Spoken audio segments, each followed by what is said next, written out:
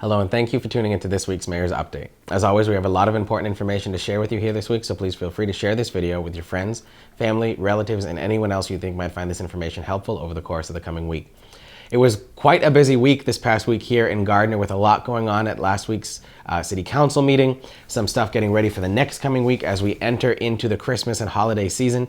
So we have just a couple recaps for you and then just some heads up so you're aware of some events that are coming up here in Gardner. First off, we want to remind people that the Salvation Army Kettle Campaign is back. Former City Councilor Christine Johnson is running this year's Kettle Campaign again. Council President Kaczynskis and I had the pleasure of going through and kicking off that campaign as we normally do. If you have any questions on how to sign up to participate and volunteer for that work, you can feel free to contact my office at any time or contact Christine directly. There is a link to a Sign Up Genius form where you can sign up that way as well. All of the money collected from the campaign does stay local, with the majority of it going to the Gardner CAC and other local charities for us in the community. So if you're wondering, with Salvation Army being a nationwide organization, where does the money go? Anything from those kettle campaigns actually stays right here local in the community. So if you are interested in participating in that, feel free to let us know and we'll get you the information. This past week at the City Council meeting, the City Council voted to approve our community development block grant plan for the next 2 years. Now, this is funding that we receive from the Federal Department of Housing and Urban Development for different community development projects, as well as for different social enterprise initiatives, and then some administrative work as well. What we'll be using that grant funding for in the next 2 years in Gardner is the demolition of the Greenwood Pool building, the demolition of the Rome building on the corner of Main Street and Willow Street, the construction of a new pavilion at the former Greenwood Pool site. And again, this is all the indoor pool. The outdoor pool is staying the same. They'll be covering athletic fees for students who are considered low to moderate income and or who would have been on free and reduced lunch prior to us just having free meals for all students across Gardner Public Schools. Gardner Emergency Housing Mission is receiving some grants to assist in their homelessness efforts in Gardner, as well as some administrative costs for our staff here, like we normally do every year as well. So I want to thank Lindsay Butler, our Assistant Director of Community Development, and Trevor Beauregard, our Director of Community Development, for the work that they've been doing to really get that plan together, that we had a unanimous vote of all councilors who were present at the meeting to approve all of these projects and the funding to move them forward. So we'll see a lot of work done. I'm going to guess that we're going to start seeing the demolition work done sometime in May of next year. But of course, as things are changing right now with the inflation that we're seeing and the supply chain issues, all of that is subject to change, but that's our current guesstimate on the timeline for those projects. So thank you very much to our city councilors for your cooperation and your partnership in these endeavors to really help improve our community. The tax rate has been a topic that's come up a couple times in the past week as well. If you'll remember, back in June, July timeframe, the city sent out a memo to all residents in the city regarding the city's tax rate anomaly that we were seeing because of the provisions of Proposition 2.5 that made it so that we had to have our new higher values based off of the 2020 sales in the city, but we weren't allowed to change the tax rate yet because new growth and free cash had not yet been certified. That process has happened.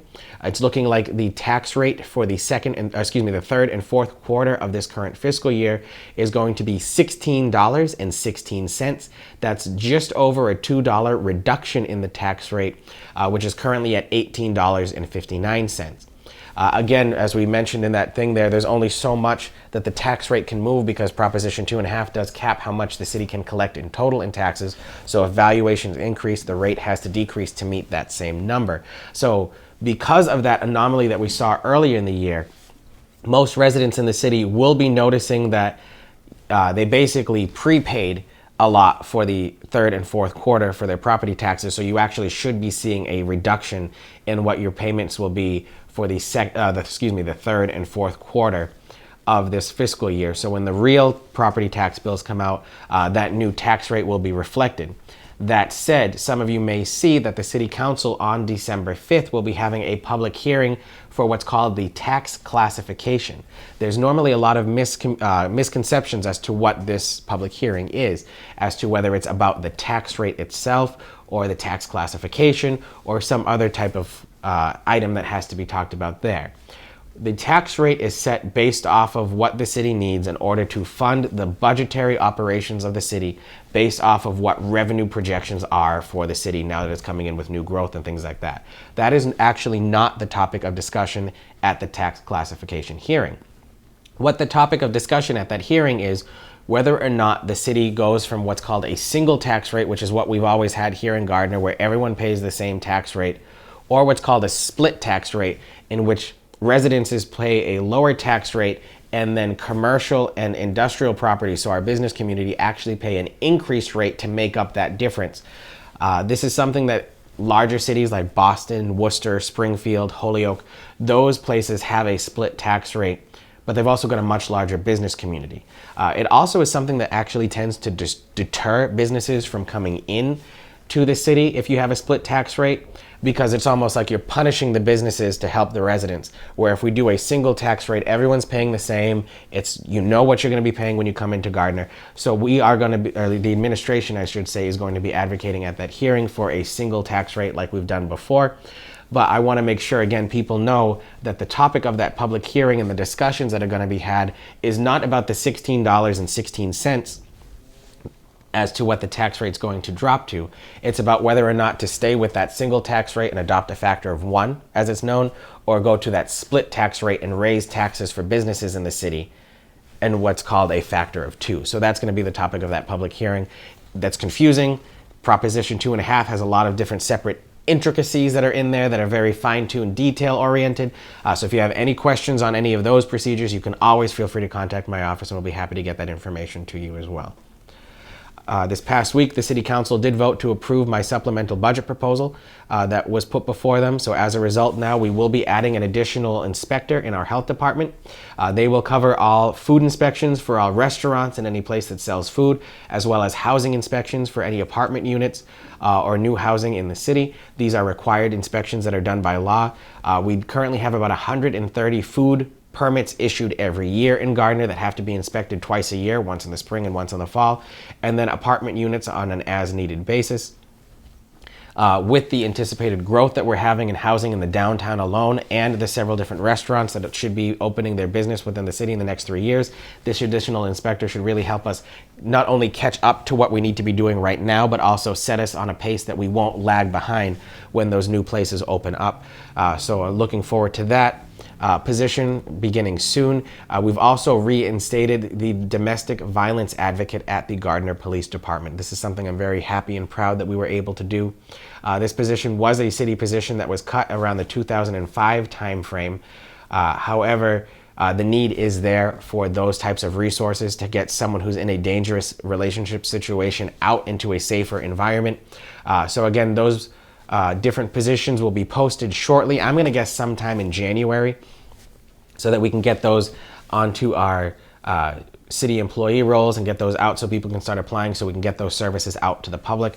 And I want to thank our department heads for their continued work that they do, and our city council for the collaboration that was done through our supplemental budget process.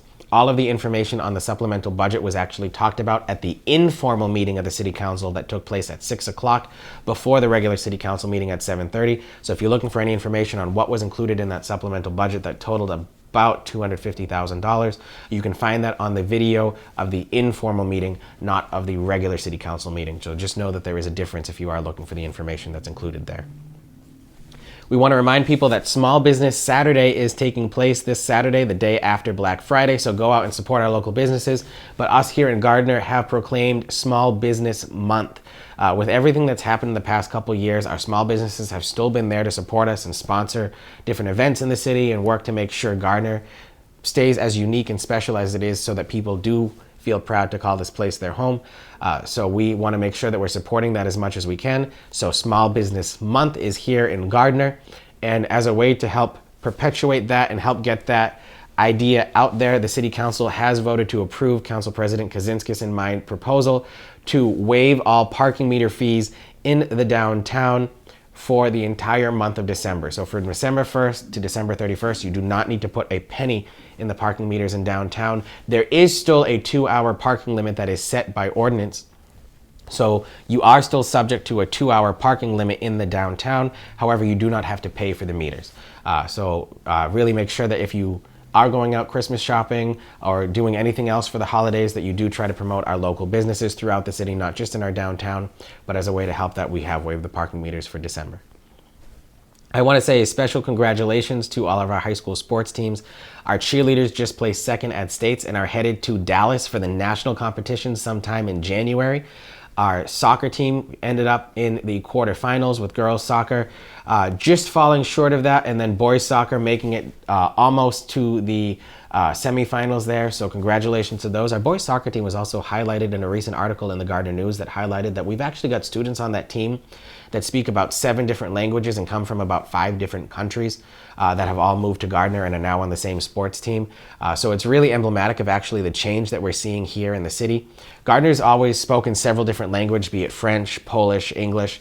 But now what we're seeing in our schools, at least, is a quarter of our students actually are speaking Spanish as their first language at home, followed by about a 10th of our students speaking Arabic as the 3rd most spoken language in our schools for primary language of our students, while English is still the primary first language of several of our students. But it's interesting to see those demographic shifts happening in a way that almost mirrors how the French, the Irish, the Polish, the Finns, and everyone else who had been in Gardner before are shifting again. So, and I really think it's neat that we have that kind of emblematic in that sports team.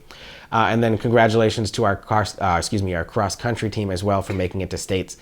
Very proud of all of our student athletes and looking forward to seeing things for the winter season. I hear we've already got a boatload of people who are going to be trying out for our hockey team this year at Gardner High. So really great to see our students just find a way to express themselves on the field, the court, the ice rink, and everywhere else as part of our sports programs. Lastly, I just want to remind people about this Sunday's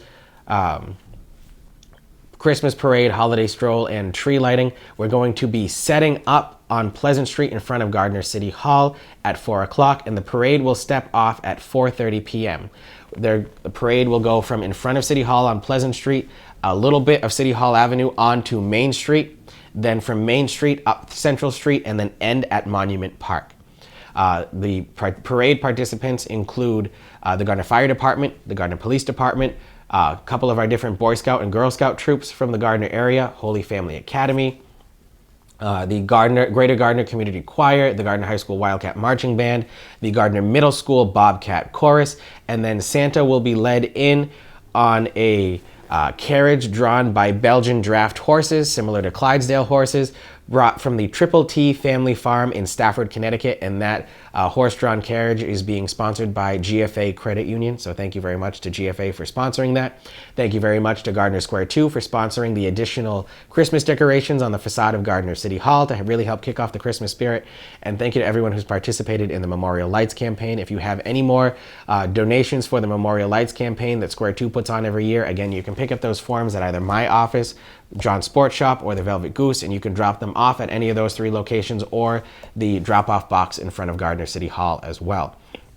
And then, of course, the Festival of Trees is still happening at the Gardner Museum until December 3rd.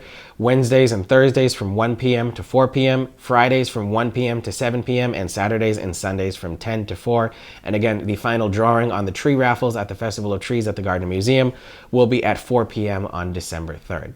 That concludes this week's Mayor's Update. As always, if you have any questions, you can feel free to reach out to my office at any time. Thank you very much for all you do for the community and for just tuning in and staying involved and paying attention with these updates. I really appreciate the people who take the part to know what's actually going on in the city and actually understand what's going on rather than just reading a post on Facebook and kind of taking half a story and turning it into something else.